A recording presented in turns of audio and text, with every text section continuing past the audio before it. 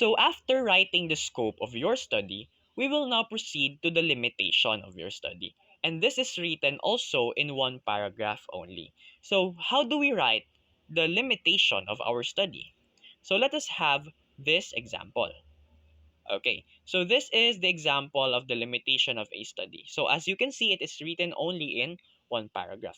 And what are the information that must be, let's say, needed to be highlighted in your limitation?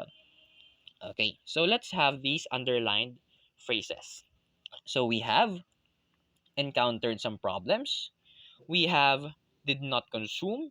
We have did not come up with. We have were not able to. And also we have here did not allow. Okay, so what can you infer from this, let's say, statements? Okay, so we have here problems, did not consume, were not able to, did not allow. So can we say that these statements propose a negative idea? Are the statements negative? Okay, so obviously, class, the statements present in our limitation are, let's say, considered to be negative statements. Why? Because, class, the limitation of your study actually covers the weaknesses of your study. Okay? It covers the loopholes of your study. It covers, let's say, what limits your study. Okay? It covers the negative side of your study. So you must include, class, all of the weaknesses you experience in your study. So let's say, for example, there is a problem regarding your experiment. So you must indicate that. There is a problem regarding your, let's say, independent variable or your experimental unit. You must state that. Also, you must state your negative experiences. For example, class, you did not come up with a product because of some, let's say, limitations. Okay, so for example, you conducted an experimentation during the pandemic. You can include it in your limitation.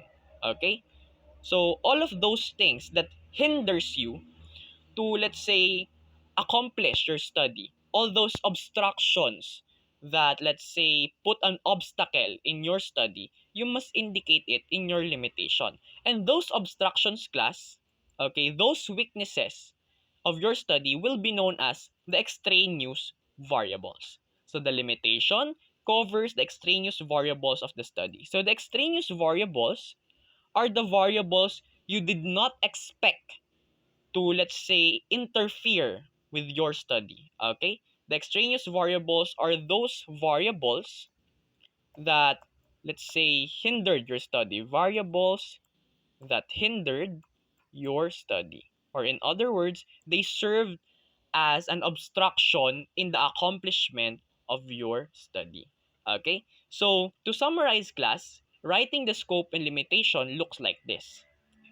Okay, it will look like this. So the first paragraph is the scope, and the second paragraph is the limitation. So to further discuss, class, okay, so to further discuss the scope and limitation, let me give you some sample phrases you can use in writing your scope and limitations. So we have here some sample signaling phrases to indicate the scope of your study. So we have, this study will focus on the coverage of the study covers the study focuses on, it includes, okay, it concerns itself to, it also involves the, and we have the study consists of.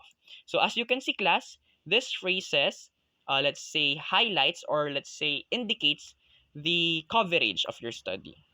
Okay, so the coverage of the study will fall under the scope.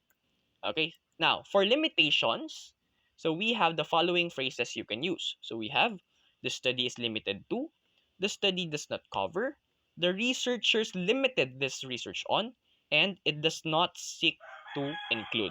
Okay, so class, the information you will provide in the limitation of your study will also reflect in your recommendations. Okay, so indicating the weaknesses of your study will also indicate the recommendations for your study for the future researchers to ponder on. Okay, so that will be our discussion regarding on how you can write the scope and limitation of your study.